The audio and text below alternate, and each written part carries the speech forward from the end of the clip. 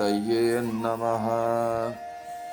एकदन्ताय विद्महे वक्रतुण्डाय धीमहि तन्नो दन्ती प्रचोदयात्। सम्मानीय भक्तों, आप सभी को प्रणाम। आप सबके अंदर विराजमान उस पर ब्रह्म परमेश्वर परमात्मा को प्रणाम। आज मैं थोड़ी सी ध्यान के बारे में बात करता हूँ। खासकर जिन परमेश्वर का, जिन ईश्वर का ध्यान करते हैं, वो तो हमारा धर्म है, कर्तव्य है, अवश्य ही करना चाहिए। लेकिन हमें पता होना चाहिए कि हम जिनका ध्यान करते हैं वो भी ध्यान करते हैं। जैसे अगर भगवान विष्णु ध्यान करते हैं तो किन क्या ध्यान करते हैं? भगवान शिव उनके हृदय में विराजते हैं, उनका ध्यान करते हैं। उसी प्रकार से भगवान शिव जब ध्यान करते हैं तो उनके हृदय में, उनके ध्यान में भगवान विष्णु विराजते हैं। अर्थात जो ब्रह्म परमेश्वर हैं वो भी ध्यान रहते हैं और ध्यानस्थ होकर ही सारी सृष्टि का भ्रमण भी करते हैं, सब कुछ समझते हैं। अगर हम ध्यान करना समझ गए, सीख लिए, तो हम अपने आप को परमात्मा से जोड़ लिए। परमात्मा ज़्यादा दूर नहीं है।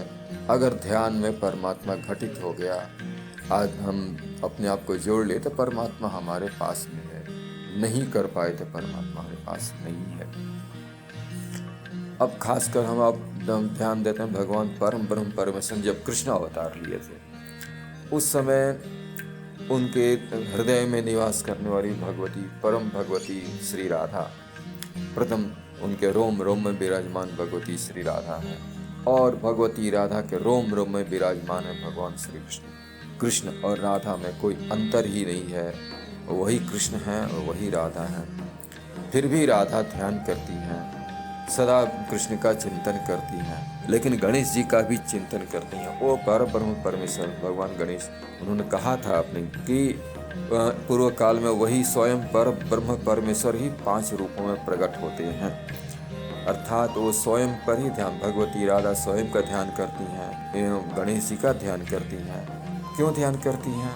वो ये इसलिए ध्यान करती हैं कि हमारे श्री कृष्ण जो रोम रोम में विराजमान हैं, वो सदा हमारे हृदय में विराजमान रहें, इसमें किसी प्रकार के विघ्न बाधा उपस्थित न हो।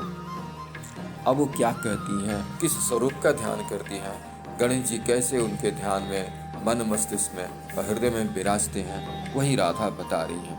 आप इसे ध्यान से सुने, अपने हृदय में धारण करें और अपना कल्याण करें, और अपने प्रियजनों जो पात्र हैं, जो सत्संगी हैं, उनका भी कल्याण करें, उन्हें भी शेयर करें। ओम गंगणपतये नमः। अथ श्री गणेश ध्यानम्।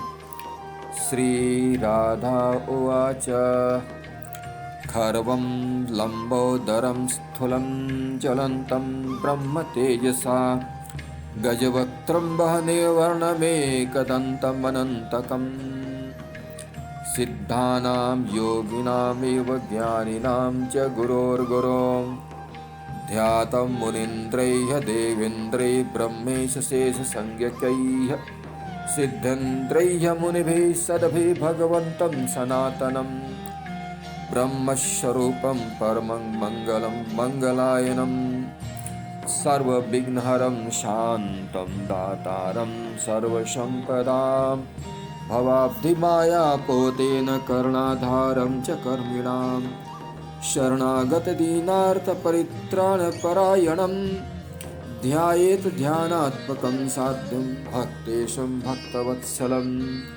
ओम गंगणपतये नमः।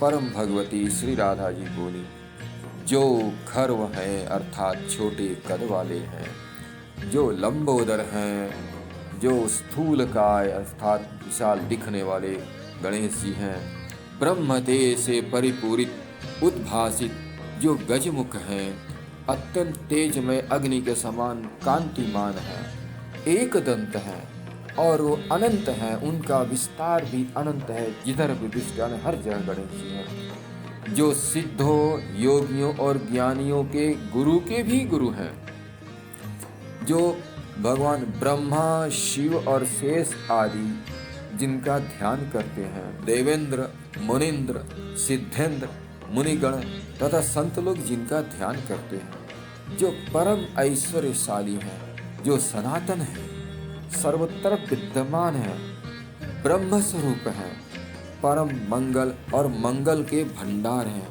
संपूर्ण विघ्नों को हरने वाले हैं, समूह के समूह विघ्नों का नाश करने वाले हैं, जो शांत हैं, परम शांत हैं, संपूर्ण संपत्तियों के दाता हैं, संपूर्ण संपत्तियों को देने वाले हैं, कर्म योगियों के लिए भव सागर में माया रूपी जहाज के कर्णाधार स्वरूप शरणागत दीनार्थ दुखी की रक्षा में सदा तत्पर रहते हैं, जो ध्यान स्वरूप है, अर्थात ध्यान में ही जिनको देखा जा सकता है, वो भी उनकी कृपा होगी तो हम ध्यान में उनको देख सकते हैं, कृपा नहीं होगी तो बड़े बड़े सिद्ध योगी भी नहीं देख पाते हैं। साधना करने योग्य हैं, जो भक्तों के स्वामी हैं, भक्त वत्सल हैं, जो भक्तों पर कृपा करने वाले हैं, उन गणेश का ध्यान करती है, उन गणेश को अपने हृदय में उतार रहे हैं। ओम गं गणपतये नमः। ओम इति श्री ब्रह्म वैवर्त पुराणे श्री कृष्ण जन्म खंडे भगवती श्री राधा कृतं श्री गणेश ध्यानम् यदुक्तं यद स्मृतं तत्सर्वं गणपते समर्पयामि। ओम गं गणपतये नमः। ओम